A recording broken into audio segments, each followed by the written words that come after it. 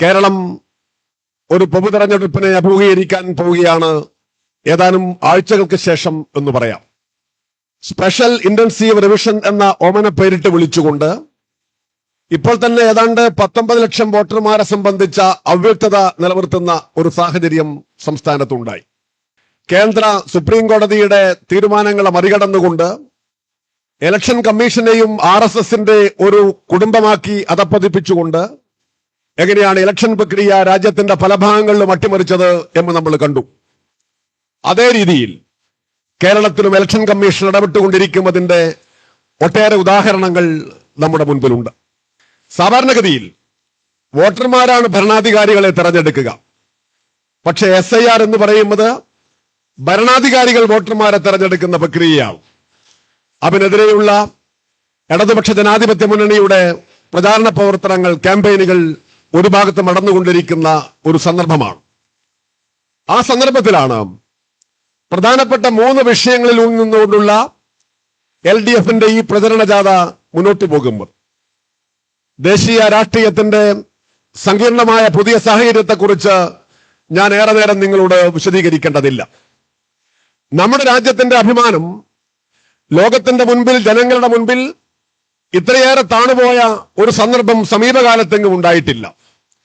ഇന്ത്യയുടെ പ്രധാനമന്ത്രിയുടെയും അദ്ദേഹത്തിന്റെ ക്യാബിനറ്റിൽ നേരത്തെ അംഗമായിരുന്ന ആളുടെയും പേരിൽ അമേരിക്കയിൽ നിന്ന് ലൈംഗിക ആരോപണത്തിന്റെ പോലും വാർത്തകൾ വന്നുകൊണ്ടിരിക്കുന്നു എന്ന് പറയുന്നത് നമ്മളെ ആകെ ഞെട്ടിപ്പിക്കുന്ന, ലജ്ജിപ്പിക്കുന്ന ഒരു സാഹചര്യം സൃഷ്ടിച്ചിരിക്കുന്നു.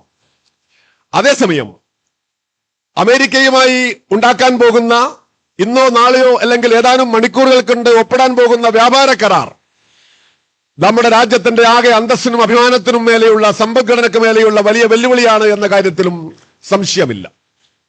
ഇങ്ങനെ സാർവദേശീയ രംഗത്ത് സങ്കീർണമായ ഒരു സാഹചര്യം നിൽക്കുന്നു.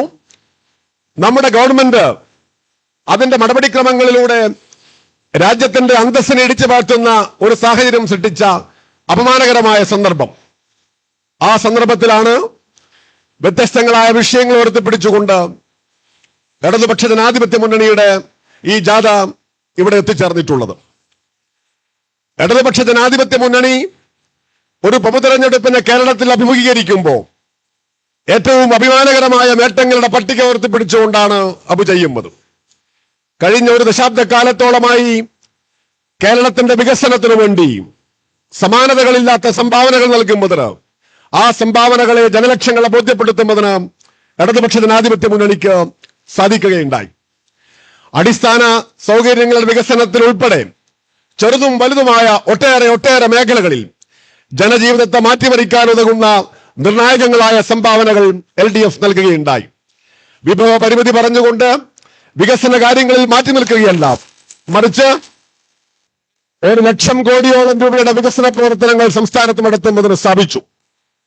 വികസന പ്രവർത്തനങ്ങളുടെ കാര്യത്തിൽ മുന്നോട്ട് പോവുക മാത്രമല്ല, ലക്ഷക്കണക്കായ മലയാളികളെ ഒരു ഭാഗത്ത് ചേർത്ത് പിടിച്ച് ക്ഷേമ പ്രവർത്തനങ്ങൾ നടത്തുന്നതിന് സ്ഥാപിച്ചു. ആ കാര്യത്തിൽ 62 ലക്ഷത്തോളം മനുഷ്യർക്ക് കൊടുക്കുന്ന ക്ഷേമ പെൻഷനുകളുണ്ട്. 5 ലക്ഷത്തോളം മനുഷ്യർക്ക് കൊടുത്ത പട്ടയമുണ്ട്. 5 ലക്ഷത്തോളം വീടുകൾ വെച്ചു നൽകിയതിന്റെ, അഭിദാരിദ്ര്യം ഇല്ലാതാക്കിയതിന്റെ ഒക്കെ ഒട്ടേറെ അഭിമാനകരമായ കാര്യങ്ങൾ ഉയർത്തിപ്പിടിക്കാൻ സാധിക്കും. വികസനത്തിന്റെയും ക്ഷേമത്തിന്റെയും ചേർത്തുപിടിക്കലിന്റെയും എല്ലാം ഈ സന്ദേശം മുന്നോട്ട് വെച്ചുകൊണ്ടാണ് LDF തെളിവുകൾ നിരത്തിക്കൊണ്ട്, ഉദാഹരണ സഹിതം അത് സമർത്ഥിച്ചുകൊണ്ടാണ്, ജീവിതാനുഭവങ്ങളുടെ അടിസ്ഥാനത്തിൽ ജനങ്ങളെ അത് ബോധ്യപ്പെടുത്തിക്കൊണ്ടാണ് ഈ ഗവൺമെന്റ് മുന്നോട്ട് പോകുന്നത്.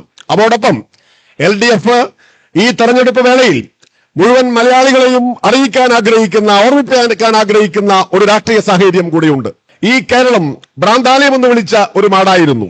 ആ കേരളത്തെ നവോത്ഥാന കേരളമാക്കി മാറ്റിയതിൽ കമ്മ്യൂണിസ്റ്റ് പ്രസ്ഥാനത്തിന്റെ പങ്ക് അതുല്യമായ ഒരു പങ്കാണ്. പുരോഗമന പ്രസ്ഥാനങ്ങളുടെ, ജനാധിപത്യ പ്രസ്ഥാനങ്ങളുടെ പങ്ക് അതുല്യമാണ്.